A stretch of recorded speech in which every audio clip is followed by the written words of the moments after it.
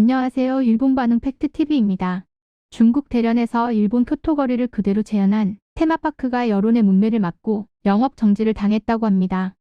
분명 공사 허가를 내줄 때 설계도 일본인이 하고 건축 재료도 일부 일본에서 가져오고 일본 테마파크로 승인을 받았으니 개장을 했을 텐데 여론이 나빠지니 당국이 영업 정지를 시키네요. 영업 정지 이유는 인터넷상에서 비판이 쇄도하고 코로나 감염 대책이 어렵다는 이유였다고 합니다. 상점 직원들은 기모노를 입고 일본의 예절 교육을 받았고 일부 관광객들은 기모노를 입고 돌아다니기도 했다고 합니다. 이 기사는 야후재팬에서 조중동과 쌈벽을 이룰 정도로 전부 한국 뉴스만 골라서 보도하는 정체불명의 와우코리아라는 언론사에서 기사를 올렸는데요. 역시나 많은 일본인들이 몰려와 1000개가 넘는 댓글을 달며 한마디씩 하고 있네요. 그럼 일본 반응 함께 보시죠.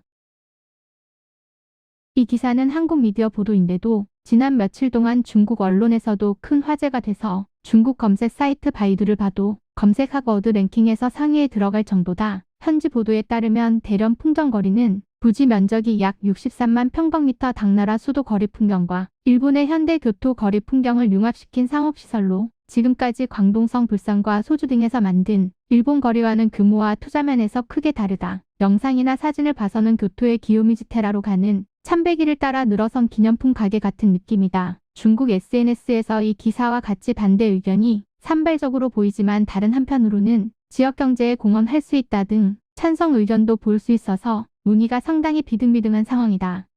일본 통치시대의 훌륭함을 재인식하기 위한 뛰어난 노력이라고 생각한다. 한국도 꼭 만들어줬으면 좋겠다. 한국은 일본이 만든 역사적, 미술 가치가 있는 건물도 전부 부셔버리고 대만은 좋게 리노베이션해서 관광지화시켰다.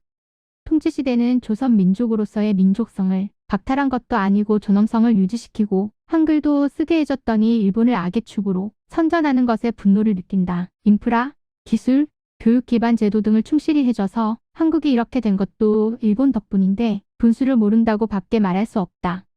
대련은 일본 풍정거리 외에도 러시아 풍정거리도 있는 것 같다. 러시아도 다른 열강 못지않게 억지로 중국 영토에 진출하고 있어서 중국은 외만주를 완전히 러시아에 줘버렸고 덧붙여서 한국 풍정거라도 있는 것 같다. 그러나 일본 풍정거리에 비하면 상당히 초라하니까 비판만 하지 말고 일본에게 지지 않게 지원하는 게 좋지 않아? 한국은 곳곳에 일본 정부와 회사가 만든 시설이나 장소가 있다. 충남 아산에 도고 온천이라는 지명이 있는데 일본 회사가 통치시대에 온천을 만든 곳으로 지금은 호텔도 있다. 전라도 군산에는 다다미 방이 있는 일본 적산 가옥거리가 있다. 전통뻥 군산이나 부산 전통 반주 부산 근처 유명한 장소는 일본에서 들어왔다고 말한다. 한국인은 조선이 남과 북으로 나뉜 것도 관계가 있는지 북쪽에 가족이 있고 공산주의에 물든 인간과 일본에서 혜택을 얻은 인간이 혼재하고 있어서 항상 말다툼을 한다. 봄에 벚꽃이 피면 꽃 구경 가는 것도 최근부터 시작한 얘기고 그 나무들도 모두 어리고 가늘어서 꽃은 아름답지만 일본에 있는 것처럼 볼만한 가치는 없다. 한국 미디어가 보도해서 없어 보인다고 생각하면 안 된다. 중국에서는 교토를 통째로 재현한 도시이기도 해서 나름대로 인기가 있다고 생각한다. 비판은 종종 나오겠지만 이를 시비라고 부풀린다. 한국 풍정거리를 만들자고 해도 전혀 떠오르는 이미지가 없어서 아무도 만들려는 생각을 안 한다. 그래서 이 기사를 썼나 봐. 일본이 부러운 마음으로. 대련에 살았던 적이 있다. 경험상에서 당연히 일제시대를 나쁘게 생각하는 사람은 많지만 통치 덕분에 인프라가 갖춰진 걸 감사하는 사람도 적지 않았다. 한국 미디어라서 일본을 좋게 써줄 이유가 없다. 어쨌든 수요가 없으면 그런 큰돈을 들여서 만들지도 않았을 테니 말이지. 또 고자질이냐? 별로 대련에서 비판이 일어난다고 느끼지 않는데 하지만 고자질 때문에 중국 정부가 어떤 대응을 취해야 할지도 모른다. 적당히 좀 해라 이 고자질 대구가. 이 거리를 보고 통치시대 대련 거리 풍경을 연상하는 사람은 없을 거다. 통치시대의 대련은 광장에서 방사형으로 도로가 늘어나 있어 러시아가 만든 거리에 당시 일본의 국력을 나타내기 위해 은행, 호텔, 백화점, 관공서가 건축되어서 유럽, 미국에 비해 손색이 없는 도시였다. 이 사진은 에도시대 거리를 재현한 것으로 통치시대와는 분위기도 전혀 다르다. 비판이 쇄도한다던가 반일 감정을 부추기고 싶겠지만 좀 더 논리적인 내용으로 기사를 쓰지 않으면 거짓말과 날조가 곧바로 들킨다. 일본에도 큰 차이나 타운이 몇 곳 있고 거의 한국 거리화가 돼 있는 동네도 있다. 근데 그것에 항의하는 사람은 없다. 이런 중국과 한국의 언동을 보고 있으면 일본은 진짜 마음이 넓고 자유로운 나라라고 생각한다. 대련은 역사적 배경도 있고 중국 대륙에서는 상대적으로 친일적인 장소다. 그런 만큼 이전부터 일본과의 교류도 활발하고 일본적인 환경을 받아들일 소지가 있다. 한국의 이 기사는 분명히 자의적이고 화가 난다. 날조 기사다. 대련시에 거주하는 중국인 지인이 전에 몇 번이나 방문했던 교토 기요미즈테라 참배길과 완전 판박이라고 했고 본격적인 스시, 생선구이, 문어 튀김 등 모두 다 맛 있었다고 했다. 그리고 사진과 함께 감격하며 위챗으로 보내줬다. 핑크와 오렌지 플라밍고 같은 학은 왜 있는지 수수께끼였다고. 중국은 이러니 저러니 해도 일본을 나쁘게 생각하지 않고 오히려 호의를 가진 사람들도 꽤 있다. 그렇지 않으면 이런 상업시설을 큰 돈을 들여서 만들지 않아. 찬반이 팽팽하거나 오히려 찬성이 많을 거다. 한국에서 이런 일본풍 상업시설을 만든다면 계획 시점에서 비판이 쇄도에 중지된다. 요컨대 한국이 중국의 찬반 여부만 이용해서 중국도 일본 문화를 거부하고 있다. 일본은 미움받는다 알고 있냐라고 말하고 싶은 것뿐.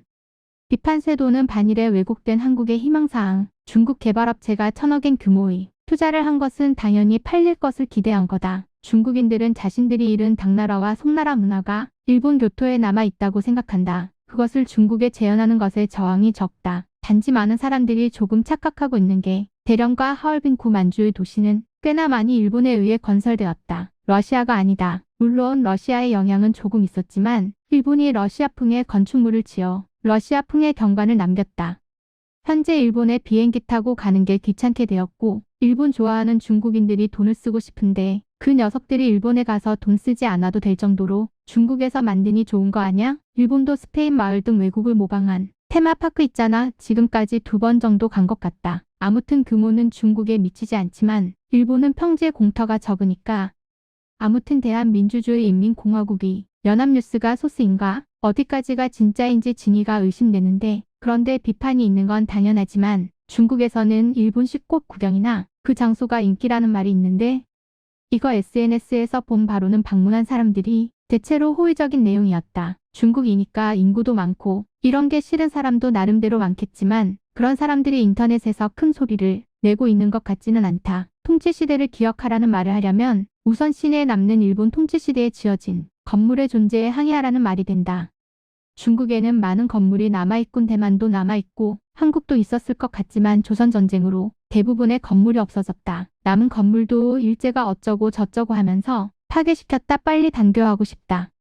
패권주의가 대두하고 있던 시대의 자국의 노력으로 자주 독립을 완수할 수 없었던 국가의 결과다. 일시 조선은 청나라의 사냥터로 러시아 남아정체 사이에 있던 당시의 한반도는 궁핍의 극한에 있었다. 그래도 어떻게든 유지할 수 있었던 건 당시 일본에서 봤을 때 유라시아 대륙의 입구에 위치한 지정학적 가치 때문. 그래서 일본은 경제 파탄을 구제하는 명목으로 조선을 통치하에 두었다. 세계대전 후 조선은 공산주의의 방파제로서 지정학적 가치가 있었다. 21세기 현재 어느 쪽의 요구도 없기 때문에 한반도의 지정학적 가치는 없다. 한국은 대중국 전진기지뿐만 아니라 대륙의 교두보로서의 가치가 있다. 한국을 중국에 빼앗기면 미중 전쟁이 시작되었을 때 미국은 대륙에 상륙하기 위해 교두보 확보부터 시작하지 않으면 안 된다. 또한 일본도 한국이 간섭지로서의 역할을 가장 먼저 해줘서 메인 전장이 될 위험이 줄어든다. 미중 대립이 지속된다면 지정학적으로는 한국이 의외로 중요한 위치에 있다. 한국 국내의 일이라면 상관없지만 다른 나라인 중국이 일본풍 거리를 만들든 비판할 필요도 없고 관계없잖아. 한국이 투자한 것도 아니잖아. 다른 나라 이야기니까 싫으면 안 보면 되잖아. 왜 책임도 안 즐거면서 관계없는 나라를 비난하는 거냐? 한국이야말로 일본 제품 불매운동이라든지 분야별로 자기 유리한 대로 하고 있다. 중국을 맹렬히 비판하기 전에 먼저 일본에 빚진 돈이나 갚아라. 일본과의 국교 단절하고 일본에서 재료 및 자원도 모두 수입하지 말고 나서부터 말해라. 중국이 일본 거리를 모방한 걸 일본이 비난한다면 몰라도 한국이 비난해서는 안 된다. 애초에 안 가면 되는데 돈 내면서까지 안 가잖아. 대련은 일제시대 건물이 많이 남아있으며 정부 관련 기관이 들어가 있다. 문화대혁명 기간에도 철거되지 않고 남아있다. 당연히 이 기사 같은 내용은 영도 없으며 대련은 옛날부터 일본 기업이 많이 진출했고 친일적인 도시이기도 하다. 또한 요즘은 중일 관계도 나쁘지 않기 때문에 별로 반일적인 사람은 적은 게 사실이다. 이런 말도 안 되는 보도로 독자들을 선동하다니 너무 심하다. 특히 한국 언론에서 보도하는 내용은 한국 구독자용이니까 정보에 현혹되지 말고 냉정하게 판단해야 한다. 아무래도 한국 사람들은 입장 바꿔서 생각하는 사고 회로가 없는 것 같다. 반대의 입장에서 생각해보자. 일본에 있는 차이나타운과 코리아타운을 일본인이 비판한다면 당신들은 어떻게 생각할 건가? 말한 대로 생각하거나 괘씸하게 생각할 거야? 약간은 상대의 입장이 돼서 생각하는 습관을 해라. 앞으로도 국제사회에서 자유주의 진영 일원으로서 살아가려면 말이지. 객관적으로 봐도 부정 의견은 반드시 있다. 한국계 언론은 일본이 관련되면 소수 의견을 망상으로 중요시하는 경향이 있다. 역시 인류 민주주의 국가다. 근데 다른 나라 일이니까 관계없잖아? 그 사람들보다 니네 나라 걱정이나 해라. 청년 실업에 백신도 못 가져오고 국제적인 평판도 나쁘고 기간 산업의 침체, 베트남 마이따이안 문제, 달러 고갈, 어느 방향으로 가야 할지도 모르는 정치권. 다른 나라 사람 비판할 시간이 있으면 진지하게 너희 나라 문제나 논의해라. 책임 있는 오피니언 리더와 한국 언론이 의식을 갖고 있다면 좀 더 다르게 보는 게 건설적인 일이다. 삼류 주간지는 변하지 않는 건가? 불산에 생긴 일본품 거리가 화제가 되고 수익성이 높다. 그렇다는 것은 중국 각지에 퍼진 것으로 보인다. 버블 시절 일본 각지에 유럽 테마파크가 생긴 것과 비슷하다. 대련은 역사적으로도 일본과 관계가 깊고 일본계 기업도 많이 진출하고 있다. 일본 전용 콜센터가 있을 정도로 일본어 교육에도 열심이기 때문에 도시의 규모가 커도 놀라운 일이 아니다. 와우 코리아는 지속적으로 한국 뉴스만 반일적인 관점에서 억지로 일본어로 끈질기게 보도하려는 경향이 종종 보인다. 혐한 확대를 위해 일본 우익 단체가 운영을 하는 건지 빛나는 일본 통치 시대를 추억하려고 하는 건 좋은 일이지. 일제시대에는 한글도 장려하고 있었고 전통의상에도 터치하지 않았다. 지금의 신강 위구르 자치구와 몽골 자치구, 티벳 자치구를 중국 공산당 통치와 비교하면 평화 그 자체였다. 어차피 그런 역사도 아이들은 교육받지 않겠지만 통치 시대를 아는 사람이 몇 명인데 이제 그 시대를 아는 놈들은 아무도 없잖아. 통치 시대 거리가 이렇게나 이쁘잖아. 단지 비판만 하고 싶을 뿐이겠지. 일본만 보이면 기본적으로 비판하고 싶은 거지. 니네 나라 정치인만 미래지향적으로 논의하자고 말하고 있는데 일본은 가상 단교 중이다. 현재 진행형으로 중국에 거주하고 있다. 이 뉴스는 날조된 뉴스다. 난징에 만든 거라면 이해하겠지만 윤영성 대련은 원래 친일의 땅으로 현지에서 거부감 없이 일본의 이자카야가 즐비하다. 일본어를 하는 젊은 사람도 많다. 왜 일본의 정치와 문화에 불평하냐? 전쟁은 어느 나라든지 쓰라린 역사가 있는 게 사실인데 그 시대 그 시간을 성실하게 살아가는 사람들이 남긴 것에 조금이라도 존중해줬으면 한다. 상업적인 생각이 대부분이라고 생각하지만 서로의 문화를 조금이라도 이해하는 계기가 되는 장소면 좋겠다.